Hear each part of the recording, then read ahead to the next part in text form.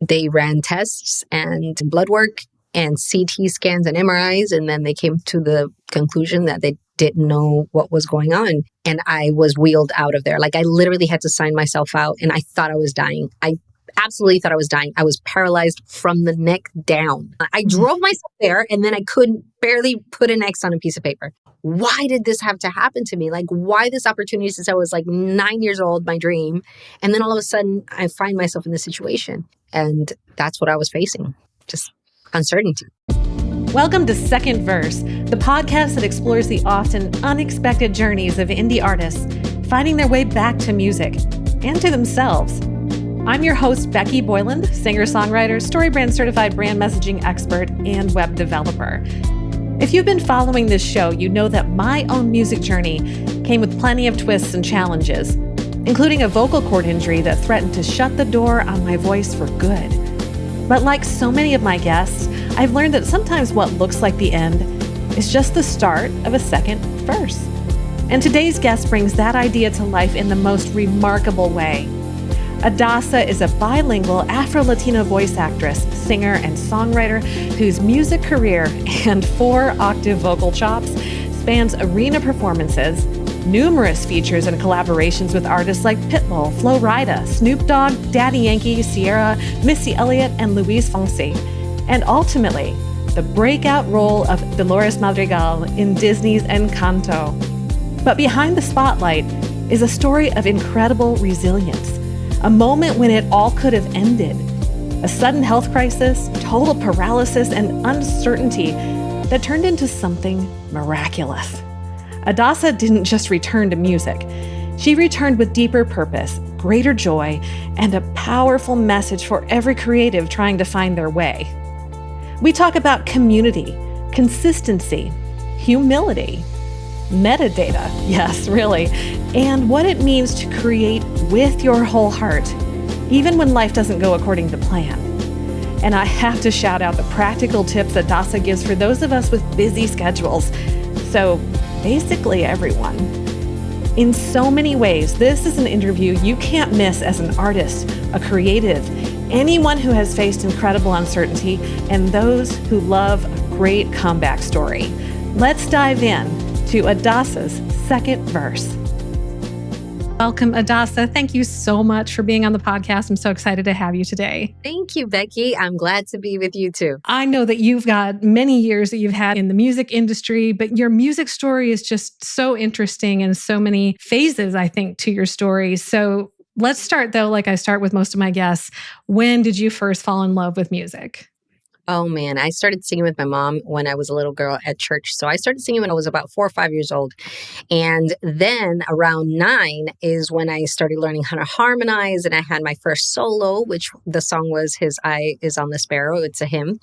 And Yes. when I watched The Little Mermaid now, that was the moment I knew I wanted to be part of that world. Like, I knew it. That's what I wanted to do. And so since I was 9 years old, my mind was clear. I was going to be an extra at Disney because like that was my thing. I didn't have like huge goals. I was like, I'm going to be an extra. I'm going to be that girl going, hello, welcome to Disney. How may I make your day even more magical? Like that was my dream. And I could never have ever dreamt of having the life and the career that I have had now. Looking back, I'm going, wow, this is amazing. Oh, that's incredible. But I love your realism. I'm just gonna be an extra. I think that's so cute. How young were you when you stepped into professional music? The first time I ever recorded was a Christian album with my mother, and I was about 16 years old. And then after that, I got my very first record deal when I was 16 going on 17 years old. That was my very first, like, whoa, this is really happening moment. And actually it came about because my family and I moved from Florida to Texas, and I had always been like top of my game in my school. Like I would pass all of the choir competitions and I'd be at least top 3, you know? And when we moved to Texas, I didn't even make it past the first round. And like, I was devastated. Like, my heart was so broken.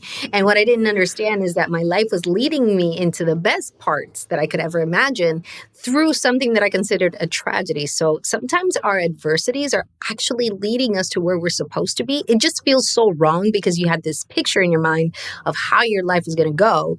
And then when you really step into the reality of things, you're like, wait, this isn't at all where I thought my life was going, but it turned out to be an even more incredible and blessed path than I could have ever written for myself. That's amazing. And we do have those stories. We have that picture. This is how it's got to be, or it doesn't count. Mm-hmm. And of course, when we're very young, everything's a tragedy. It's all over now. It doesn't matter anymore. But it's so hard to look ahead and see just what is to come, and that it's all going to be okay. And so then expand a little bit on your story professionally for the first time around.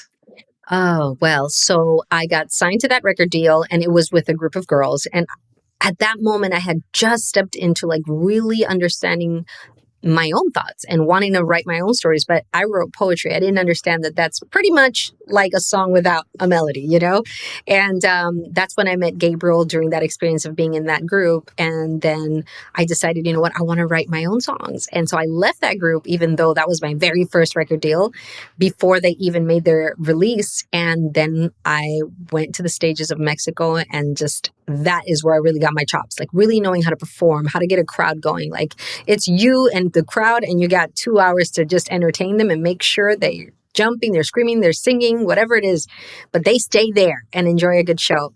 Then my husband was like, I think you're ready to, you know, like really do this professionally. We moved back to the United States, and that's when I was signed as an artist with Universal Latino in Florida, and my life just changed. We started doing features with like Pitbull. And then from there, I started working with Luis Fonsi, and then went on tour with Daddy Yankee and Ciara and Missy Elliott. And I traveled the world. And so that was my career for almost 20 years. It was just traveling and singing. And then at one point I was like, you know what? I'm ready for us to just dive deeper into our family. And at this point, it was like the height of our career. Like, anybody else would have been like, what are you thinking? And that's when I decided, you know, I wanted to take a step back after doing all of those great things and traveling and going to Japan and Korea and going so many wonderful places. I was like, nah, it's time for family. We'll be back with more after the break. Second Verse is sponsored by Attitude Creativity. Many indie music artists don't have a website that grows their audience and reflects who they are, so they get lost in the noise of streaming. Marketing and brand messaging with Attitude Creativity helps boost your brand and build a site that hits all the right notes. You want to be an artist who stands out from the crowd, and to do that, you need your music to be heard.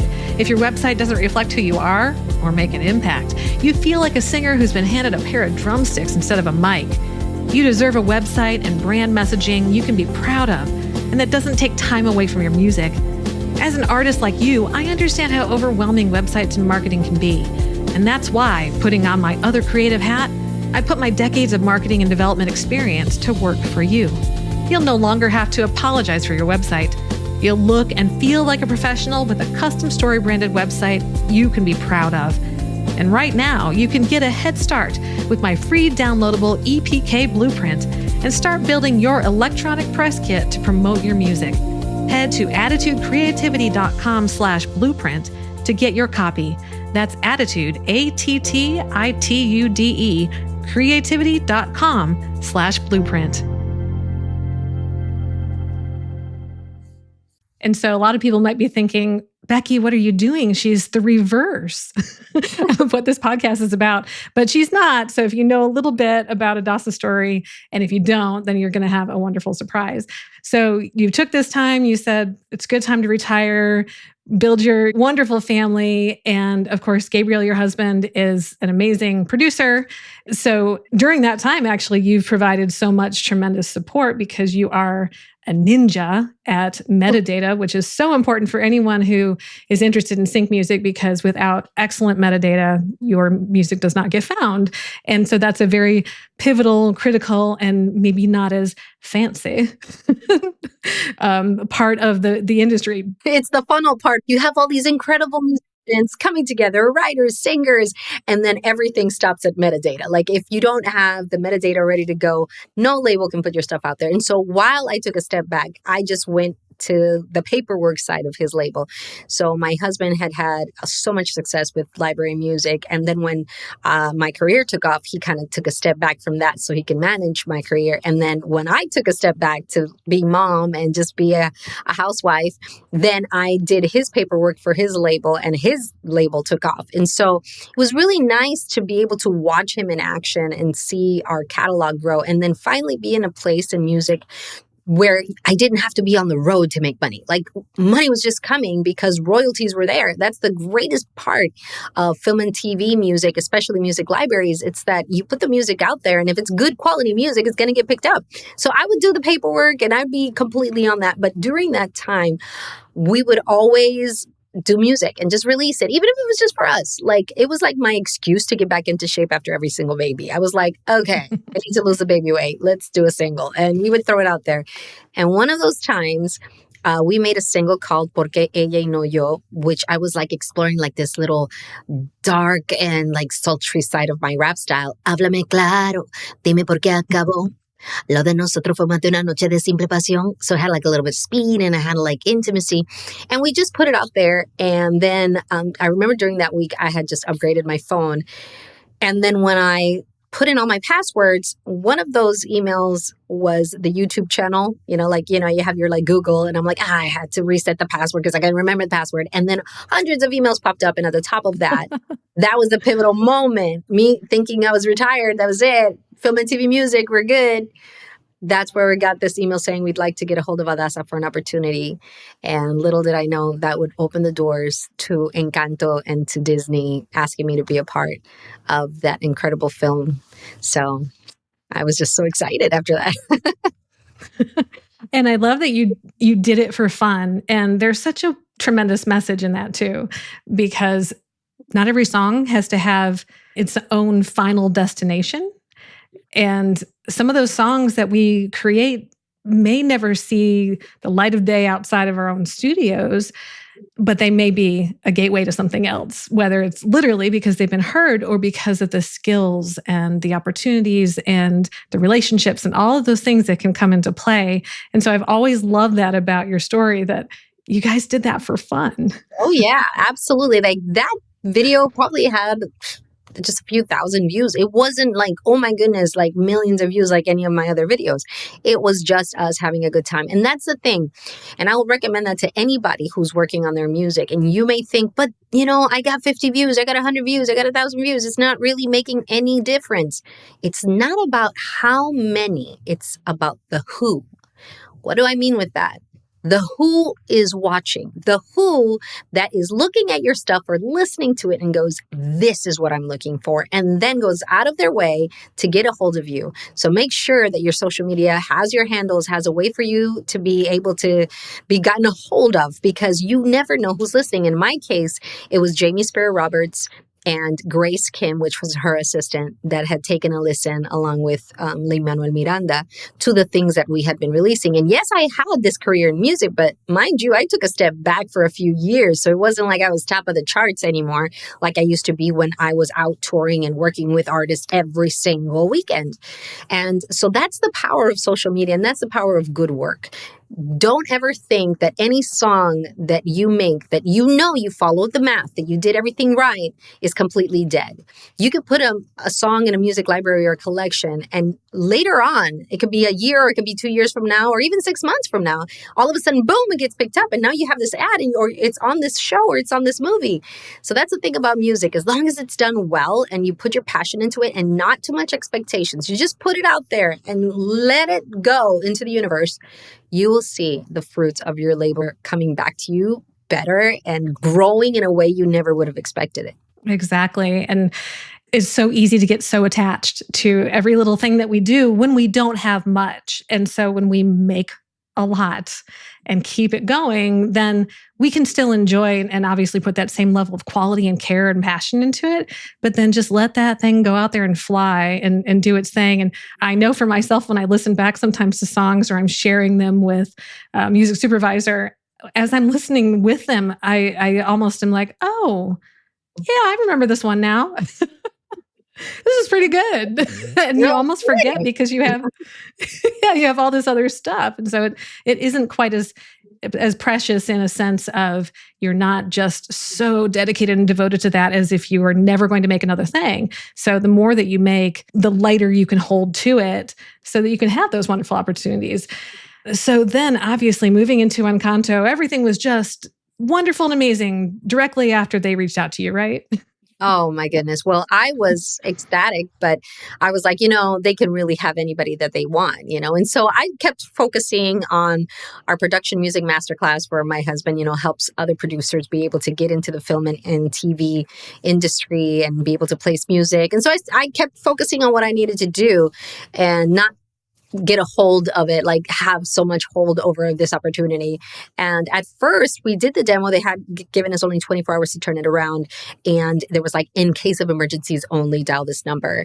And as the hours passed and we hadn't heard back, my husband's like, we should write to them or maybe we should call them. And I was like, you don't call them. Never. That's like, if you don't hear back, it's a no. Just take your no and walk away. And he's like, oh, we should call them. And he did. And they were like, I'm sorry, what demo? And we're like, we send it. And then laughs later, we figured out it was in the spam folder. And so they were it was just funny, but not funny. Like if I wouldn't have let my husband take charge in that case and let my own fears and insecurities take over, I wouldn't be even talking about this. But, they fished it out and it became a running first 30 days because we weren't whitelisted with them. But yeah, so then after all of that, I got the call back. I was so excited. That is so amazing because you're absolutely right. You just know, you never call. So I'm so glad. I'm so glad you did. Me too. Oh, that's amazing. That's amazing. And then you started the process. And was it before or after that start of the process that everything just took a turn personally? Oh man, I got so ready for that audition. And at one point, my husband's like, you know what? Maybe you should just speak from the heart. What do you want to talk to them about? And I was like, I think I should just tell them about my family story. So the day of my audition, I have the directors, the producers are there, the casting director is there. And then I just thought, you know what? I just need them to listen to my family story. I told them about how my father started working when he was 9, 10 years old and helping bring money. And he would sell arepas and bollo and anything his mother would cook door to door just so he could have money for his family. And I started telling them my family story. And then they were like, great. Are you going to sing for us? And so I was like, yeah, oh yeah, that's what there's an audition. I should sing. And so I sang and then it was over. And then I was like, okay, great. But I had been feeling a little sick. So I thought I was pregnant. And so I told my husband, you know what? Let me go to the store. I'll get some pregnancy tests. I know it's so much information, but you'll see where I'm going with it. So I went to the store, got the pregnancy tests. They were all negative. But with our second girl, with our second baby, the same thing had happened. Everything was negative, and we went in for a blood test and it was positive. And so thank goodness, because otherwise she would not be with us. And so I decided to tell my husband, you know what? I'm going to just head over to the ER. I'll go to urgent care, have a blood test drawn, and, we'll be good. And so he was like, oh, if you're pregnant, we're going to have to upgrade the car.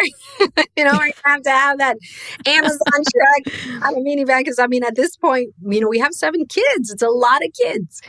So I went there, and within minutes of arriving, I started feeling funny. And my toes started feeling like they were falling asleep in my hands. They gave me something for my nausea because I felt very, very nauseous. And I just felt very dizzy and I didn't know what was going on. Mind you, that night before, I gave the audition of a lifetime. I was just everything. And then all of a sudden, I couldn't feel my legs. Then I couldn't feel my hands. And then I started getting paralyzed until I was just stuttering and I couldn't put 2 words together. And so I called my husband with what my hands could hold, and he immediately drove because I was like, I couldn't even speak. He's like, what's going on? I'm going to go right now. And they wouldn't let him in because during the COVID, times during the pandemic, nobody could be let into the hospital unless patient. And so They ran tests and they ran blood work and CT scans and MRIs. And then they came to the conclusion that they didn't know what was going on. And I was wheeled out of there. Like I literally had to sign myself out and I thought I was dying. I absolutely thought I was dying. I was paralyzed from the neck down. Like I could not, I drove myself there and then I couldn't barely put an X on a piece of paper. And Oh my so goodness. I thought it was over. So I was leading up to this, I had really gotten into my scriptures and like I was reading, I was feeling faith in a way that I never have before and getting just close to my spirituality. And then I thought, all of these things lined up and I've been trying to be a good mom. I'm like baking bread from scratch and I'm doing all these things and I thought I was on the right path. Why did this have to happen to me? Like why this opportunity since I was like 9 years old, my dream. And then all of a sudden I find myself in this situation. So that's what took a turn. In the middle of like the biggest audition of my life, in the middle of trying to make this leap of just faith growth that I was having, I found myself completely unable to even put two words together. And our baby was like 2 years old during that time. And that's what I was facing. Just uncertainty. Yeah. And you don't even know what's going to happen and whether you're going to leave all these kids and your husband behind. And how long did it take you to recover to a point where you could actually move forward? That was the thing. We had a friend of ours who was a paramedic and he came over to our house and he told me, let's go to Vanderbilt because we live in Nashville. Let's get a second opinion because you might be having a stroke maybe. And so we went in there, got a second opinion. We're there for 14 hours, running more tests, more scans, more blood work. And then a neurologist came and told me there's so many uncertainties and unknowns with COVID. We don't know when or if your symptoms would pass. So we can run a spinal tap and see what else it could be. But as of right now, we have no solutions. We can give you some pain medication in case you are in pain. So really, from that moment, I really didn't think that I would make it through because every day, when I would become paralyzed, I could barely breathe. So I thought, what if I get paralyzed when I'm sleeping? Maybe I'll just die. Like I didn't know what was happening. And so Gabriel and I started praying and fasting. So it wasn't like it was over in a couple of days. It was quite a few weeks of uncertainty of waking up. Can I move my toes? And like I would wiggle my toes and ask Gabriel, do you see my toes moving? And some days would be yes, and some days would be no. And I would just lay there. And I felt so useless. I felt like, I think in life, sometimes we put value in ourselves based on what we can do, our talents, our effort, our knowledge. It's like, well, I'm a singer, I'm a mother, I'm a player, I'm like whatever. And at that point, I was nothing but a head in a bed. And so I felt useless. I felt like I was just a waste of space. And I remember looking up at my husband and he was just like, if this is our reality, we're going to face this together. It's okay. And he never looked at me as less. And so it took a lot of days for me to realize that this may not pass. And the biggest question that I had to shift was, instead of asking, why is this happening to me, was, what can I do? What can I learn from this? What is the thing that I'm not getting from this existence that I need to learn? And if I learn it, can this pass? And during that time of questioning was when I started regaining my strength. We started doing things like changing the way we were eating, what I was eating, what I was drinking. What if I put this in my mouth? What would it do? And so we started finding things that were working. And during the moments where like some days were good, some days were bad, we got the call. Congratulations, you got the part. Like that was in the middle of it. So in total, from the moment of getting the call of you got the part and my husband saying like, oh my gosh, you can't take this. Like, we don't even know if you're going to be alive. And I was like, you call him if I'm dead. Like, I'm taking this. That's what I told him. So he stalled. We got the date. It was like 3 weeks from that call that we needed to be recording. So literally 3 weeks later, it was like a miracle. I was there recording with Byron Howard and Jared Bush, Encanto, as Dolores Madrigal. So it honestly was a miracle. And no, it wasn't like every single day was great. It felt like I was training like Rocky, but in slow motion. So I would say my life did change. And I know that you, Becky, went through your own situation because we've chatted about this. And Yes. I think in life sometimes when there are lessons to be learned that we may have been taking too long to learn, sometimes the universe gives you this shift in like high gear. Like you need to go faster. You need to learn what you need to learn. And I had to learn humility. I had to learn that my community was there for me and I needed to lean on them. I needed to be less prideful and thinking that I had all the answers and I could do it all and I can, cook the dinner and do the homeschooling and do the session and the house would be squeaky clean. Like that was not true. And my kids could do more than I was allowing them to do. So I learned a lot about myself. I learned a lot about my community and the love there is there. And then I learned not to take life so seriously, to just give my heart to whatever I'm doing at the moment and then let the river lead me where I needed to go. So just put the sail and let it go and just stop worrying about directing my life so much. Yeah, there's that perspective too. When you look back and it doesn't seem like anything took nearly as long as it really did, at least from the front end. And that was the hardest thing for me in my experience with a paralyzed vocal cord after spine surgery, was that I was very early on told, oh, I know someone who had not the same thing, but something similar, and it took them a year to recover. And at that point I said, stop talking. I can't hear that. But it did take me closer to 2 years. And even just in the last couple of months, I've noticed some improvements. And now I just get excited. I'm like, oh, neat. This is even better. It just feels better. And all of the tools that I had to accumulate while I tried to work around what I could do. And I know that we've talked about this too, that you did a very similar thing where you develop new skills, and that actually has tremendous advantages that I now can continue to use. I would never have had those before. And so now I have the benefits of the skill and the healthy voice and all those other things combined with, here's all the stuff I learned in the meantime. And it's tremendously helpful and does give me a perspective I know I would never have had if I hadn't gone through, oh, surprise, we didn't expect this complication. Exactly. And I think that's where the biggest lessons lie. Like you really truly find your voice sometimes in those dark moments of adversity and the challenges that you have to go through. So I had to also get used to my new instrument. I know you had those moments of like, oh, okay, I didn't know it could sound like that, because it's like a trumpet. And then your placements are no longer in the same place. And for me, it was a lot of clarity that I didn't have in my mind. And so just to relearn how to retain lyrics, where the right placements were for my voice, where my breath was now, where my whole body was weak from all of that I went through. So I had to relearn so many things and be patient with myself.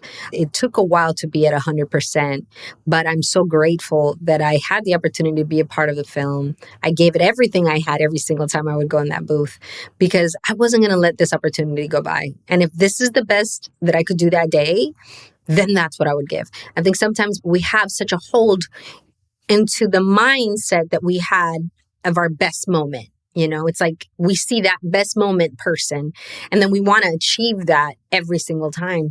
But when you go through an injury or a trauma of any kind, you're not that person anymore because you've had this other experience. And so your story does become a lot more grounding and as well as colorful.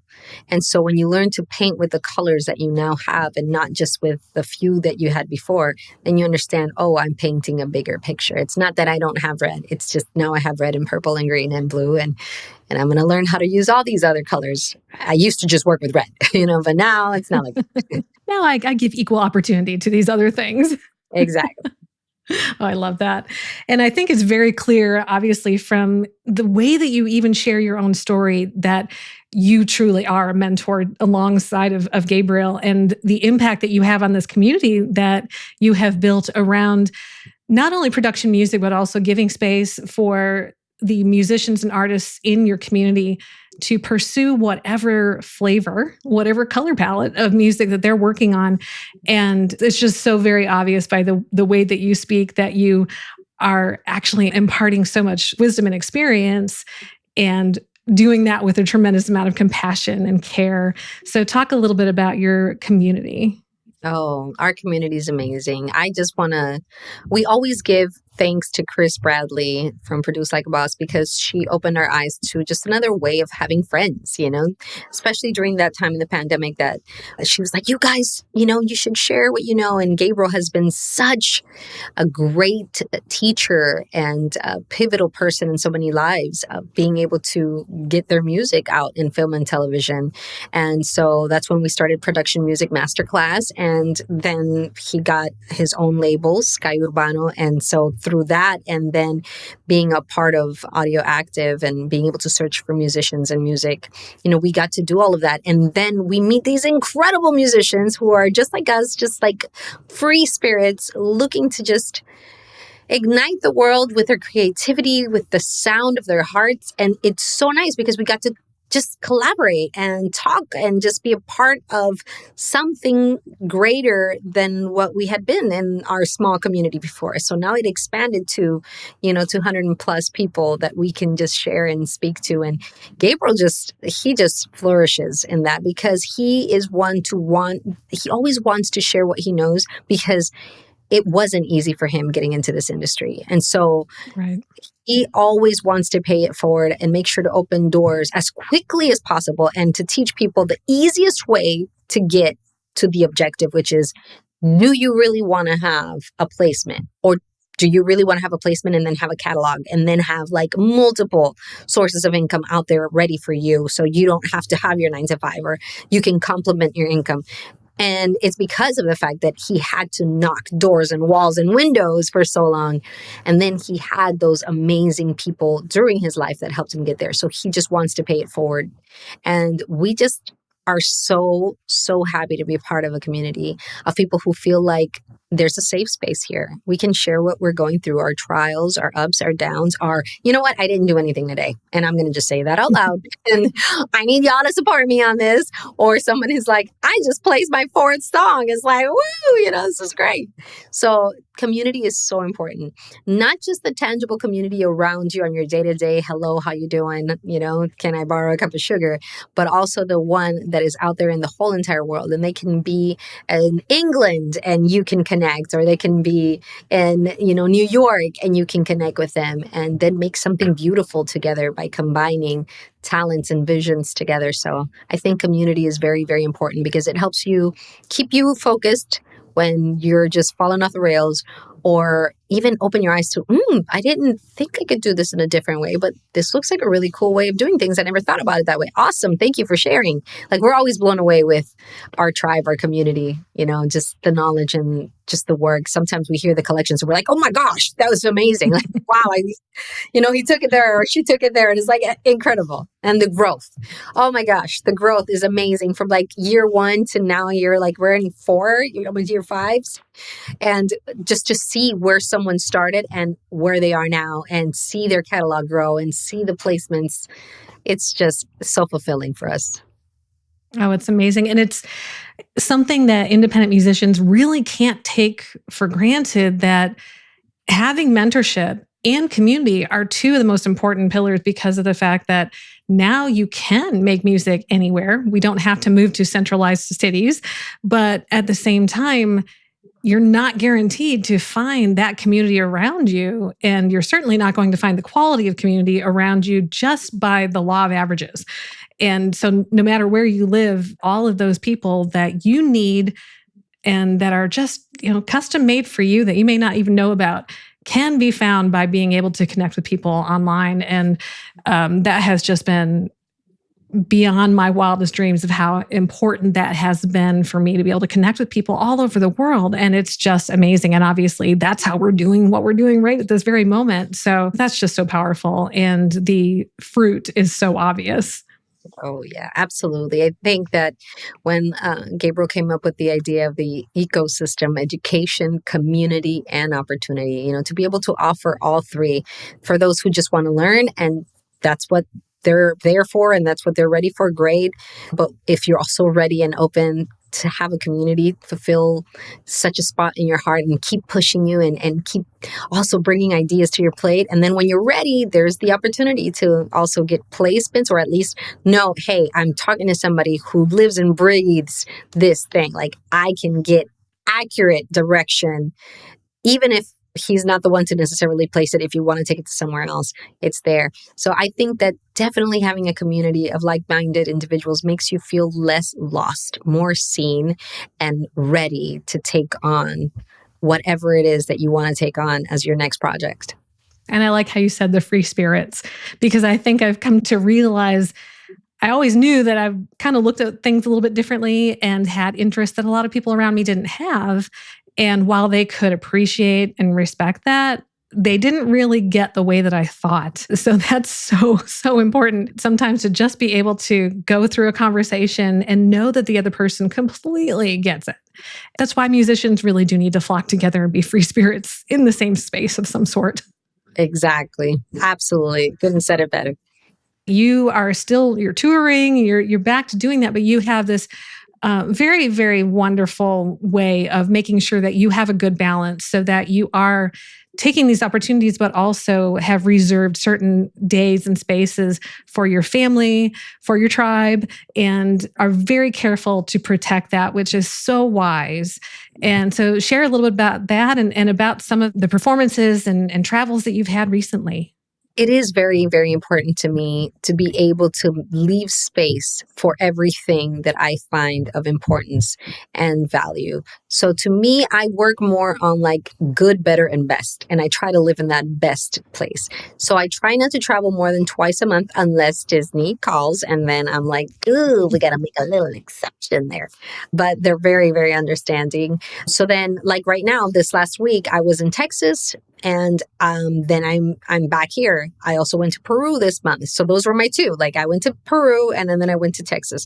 And so after that, I'm like, I'm on mom. Like my nails aren't done and that's it because I cook, I do everything at home. And then as soon as it's time to get on the road, I get all the do done, you know what I mean? To be able to do that. And when I'm there, I'm present. And when I'm here, I'm present. And I still homeschool my kids and I'm still doing the activities at church and I'm still being part of my community at the same time as spending time with my family because that's what I do it for. So if you understand what your why is, then you don't lose focus of what is the priority. And so my life works on priorities. And like you can hear right there, my little kiddo's already starting to make sounds. So my kids are my priority, my family, the joy in my home, that is the top-notch priority in my life.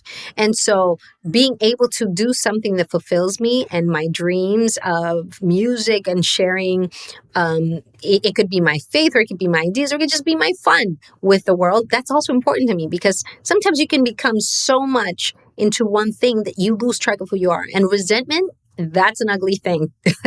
Let me tell you, when you don't live life fulfilling also a personal purpose, a personal goal or dream, then you resent what you gave up the dream for. And so it could be your kids, it could be your job or whatever it is. And you're just like, oh, if I only had more time, I never got to do, that whole shoulda, coulda, woulda is like, I never want to live there. And so I know that if I got to wash all of the dishes in my day, I won the day. But if I also wanted to work on music and all the dishes didn't get washed, then I'm okay with that. So it's like, I know I can't do everything 100%. That's impossible. So what I do with my day is I prioritize my day.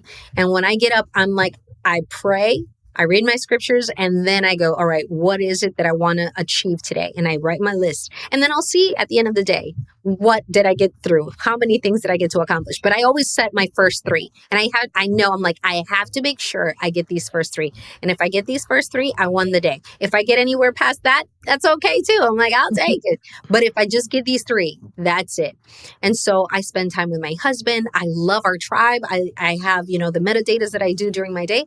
But then sometimes I have like, okay, we're going to go do the Hollywood Bowl. I need to prep for that. Or now that I was in Peru, I was there for a week with the Tabernacle Choir.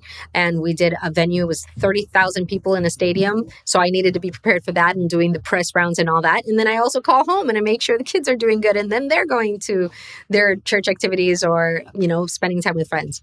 So it's a very rich life. But there is one thing that you have to give up either one way or another. And for me, it's like, I'd rather say no to money sometimes so I could just spend more time with my family. Because what are you giving up? You're not going to remember what you spend that money on, but you will remember the moment you missed.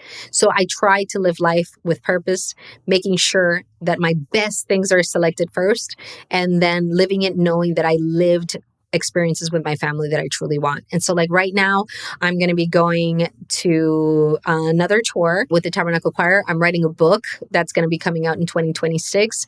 And so that's going to also have a tour. I'm doing a Spanish album that we're releasing single by single. And the first album should be out in April. And so that's my personal goals. And then I have the goals of like the tribe that Gabriel and I want to release a certain amount of records per month. So it's like, we're going to do 8 to 12 releases between both labels. And we want to make sure that, the albums are there and they have the sound. And so we have our personal goals there because we love to see our tribe thrive and see them getting those placements. And so we make sure that every production is just right. So I have many things. And then with my kids, my 15-year-old just graduated from high school. I'm so excited for her because she wanted to do it at 14. She did it and it's done. Now my son is finishing his school. So everything in life to me is an adventure. I want to ride all of the rides this life has to give, but I don't want to throw up along the way. So I keep a good balance. That's perfect. That's absolutely perfect. I love that. As much as we could listen to all of the things that you have going on and think that's incredibly complicated, that key takeaway of prioritizing those simple 3 things, which is so important, particularly for artists, because it's really easy for us to get overwhelmed by the shiny object. And so if we have those very simple 3 things set, and then these need to happen, but don't have to happen right now, is a very, very helpful way to, I think, calm, especially for those of us who are neurodivergent, which happens to be a lot of artists.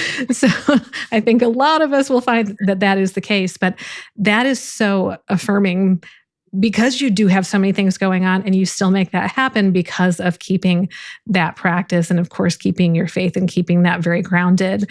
And I think that's all so important. And I love the spoiler that you have a book coming out. I'm very excited to hear that. So you will have to keep us updated so we can get that out to the listeners. So how do we keep up with what you're up to and where to find you online? You can find me at Adassa Official, Adassa Official, and that's on all social medias, Instagram, TikTok, Facebook, and also Adassa y los Locos for any of our Latin friends out there. That's the Latin project that we have. And I finally convinced my husband to do something Latino with me. So that's why it's not just Adassa, it's Adassa y los Locos, which is the crazies, because to me, he's like 10 people in his mind. He can be doing so many songs at once. He's like, I'm working on this salsa, but I'm also working on this hip hop and this orchestral thing all at the same time. So like he'll literally be in one piece and then he's like, I'm gonna take a break from this one and move to another one. And within one day, he finishes like 3 different pieces. So he's like my crazy, just like scientist, musical scientist. He can just do everything. And so I finally convinced him to do something, just us 2 together. And we're having so much fun just producing the music. We're working with our musicians in Colombia. And it's just a together thing. Like, some people like have like a sport that they do. They're like, I play golf or I play tennis. We play music. Like, that's what we do. Yeah. Like, it's our mom, dad time. And so we get up around 4:00 in the morning, 4:30. And then I'll read my scriptures. We'll do our prayer together. He'll read his scriptures as well. Then we'll come home. Well, to our studio here. We come home downstairs. So we come downstairs and then we just spend our time together and then we'll have breakfast together. Then I start the day with the kids and then we'll do homeschool. And so that's our day. And I will say that one thing that I do work on is like absolute deadlines. So from my 3 priorities of my day, I make sure that I put my absolute deadline for a thing. So let's say that for me, my absolute deadline for metadata this week to have those completed is Friday. So I know absolute deadline Friday. So if by any chance Monday, Tuesday, Wednesday go along and they're not part of my first 3 things, I know that Friday 100% is nothing but that. So that's like my one and only thing. So if for any reason I have a thing that it's like ASAP, this is the last day you have to do these things, turn these in, then everything else stops. Because then I know this is my absolute day, which means this is my only day. And so it only becomes about that. So I do that a lot with different things. It could be a song that I'm producing and writing, and I'm like, absolute deadline. It's got to be done by Saturday. So if I know Monday, Tuesday, Wednesday wasn't part of my 3, I'm like, come Thursday, Friday, I better be laying down some vocals. So I like working that way because it gives me a little bit of a goal push as well. Like if my days have been like the same three things seem to be falling into my pattern. And sometimes it could just be doing the things with the kids, or I'm doing so many metadatas that I forgot that I needed to do this other project. Or if I have interviews or anything like that, I have to be like, okay, right now, this is the bubble. Like, this is Becky's time. And so, like, my kids know they came in through the door, but they know this is Becky's time right now. It's like, this is what it's about. And if they have a problem, they can go get their daddy. He's upstairs. But I love being able to do that. And my husband's 150% in my court. So it's so much fun to be able to be his sidekick when it comes to the things that he's Batman. And then he's my sidekick. He's my Robin whenever I'm on stage. And then he's like fighting and doing whatever or negotiating contracts. And I never hear about it because everything looks awesome from the stage. And I don't even know how many fires he's putting out. But he's so good at making it seem seamless. I always try to do the same with him as well. So we can tell with the collaboration, just there's not only so much love there, there's so much respect. And that is just so valuable and so important. And it really does come across is incredibly inspiring. I can see, like with those projects that end up getting pushed, that really resonates for me too, because that's my time to hyper focus. It's like, don't anybody call me, don't anybody text me, or don't expect me to communicate back. I'm really embedded in this project. So I totally get that. So for independent musicians, artists, anybody who's saying, I'm a creative and I think I need to pursue this, but I might be scared. What is your advice for that person? You're never too old and it's never too late. That's number one. I think it's very easy for us to talk ourselves out of the best thing that could happen to us because we don't have time, we feel too old, or maybe the ship has sailed. It's not true. I think that if you truly want to have fun and do this, go for it. If you're pursuing this for money, you will be disappointed very quickly because sometimes the money takes time to come. And I'm not saying it won't. Trust me, I took my years of hitting the ground and doing a lot of free shows before I saw my very first paycheck. But when it did, it kept rolling in. But would I have stopped because I was already 2 years in out of pocket, $100,000? This is getting too hard. It's like, no, like as an artist, this is what I wanted to pursue. So I found it as my fun. It's like, no, this is what I do. Like if I were playing tennis, I'd buy rackets and shoes and tennis skirts. So this is the same thing. So see it as something fun. If you truly, truly just are passionate about it, then you will never quit because you love it, because it brings you joy. So why wouldn't you want to have joy? Everything else will come as it comes. But be consistent. Say if you're an independent artist and you're just like, look, I just want to put out my music, then be consistent. If you expect one song that you did 6 months ago to like pop off and now the whole world's supposed to just kind of find you, that's not going to happen. But if you have a game plan of saying, you know what? I'm going to be consistently releasing 2 songs a month. They're going to be originals and I'm going to do them and they're going to be great. And I'm going to have a lyrical video that I'm going to post. Great. Or I'm going to shoot my video on an iPhone and I'm going to make it a thing. Because you know what? There's filters for $3.99 that look really awesome. Then do it. Just be consistent, because the biggest thing that could go against your goal is to not be consistent. So whatever it is, if 5 is the pace you want to go at, just keep that 5. But don't go, I'm going to run at 25 and then I'm not going to run ever again, because people forget about it. So it doesn't matter how fast you go. It's the pace. So just keep a pace. Even if it's a jog, keep the jog. And then understand, I'm just having fun. I'm enjoying myself. This is my me time. I'm not about to give up my me time because I don't see money rolling in. It's my me time. I need this to like go to work on Monday and know I'm going to have my me time after that. So just get your stride and enjoy the ride. Those are amazing words. That's absolutely true. This has been so delightful. Thank you so much. I'm so glad we got to do this. And yeah, I'm just so grateful for you. Thank you. This was wonderful. I'm glad we got to sit and chat. I think it's just wonderful to see your growth and even seeing your challenges and being a witness to feeling like, oh my gosh, I don't know who I am right now. And then figuring out I like what I'm hearing. But hello, new me. you're looking pretty good and sounding pretty good too. So to see that change, that shift, and that also the education that went behind it and the humility in which you needed to take it. And so many tribe members were so inspired by your story and also by your journey. So thank you for sharing it with us during our, empowerment sessions. And I'm just grateful to have you as a friend and part of this community as well. Oh, thank you. Thank you so much. You're the best. You're the best. Thank you, guys. What an unforgettable conversation with Adassa. Whether you know her from Encanto or from her decades of work in music and production, what shines through most is her heart and her wisdom. Here are just a few takeaways I hope you'll carry with you. Your second verse may look different than you expected, but it might be better. I smiled at Adassa's sweet childhood dream of one day working as a Disney extra, only to one day be part of a Disney movie that was, pretty extra special. But she never could have imagined she'd get a call from Disney in the midst of her greatest health challenge, wondering if she'd ever sing again. Her comeback was her calling. Then don't chase virality. Chase excellence and consistency. A song Adassa and her husband Gabriel released for fun while raising kids and running a label landed in the right hands. Why? Because they showed up, stayed ready, and made great music in an authentic way. And it can't be overstated how much your community matters. Whether it's helping you get back up when you fall or celebrating that fourth sync placement, community keeps us going. So now it's time for you to take action.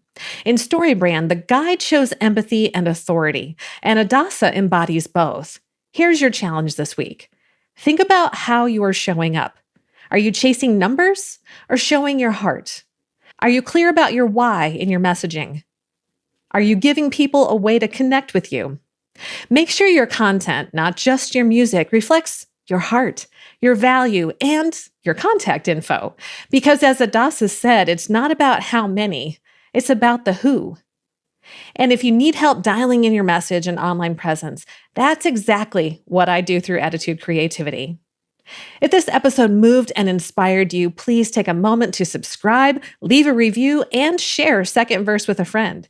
It helps new listeners find the show and maybe even find their own second verse.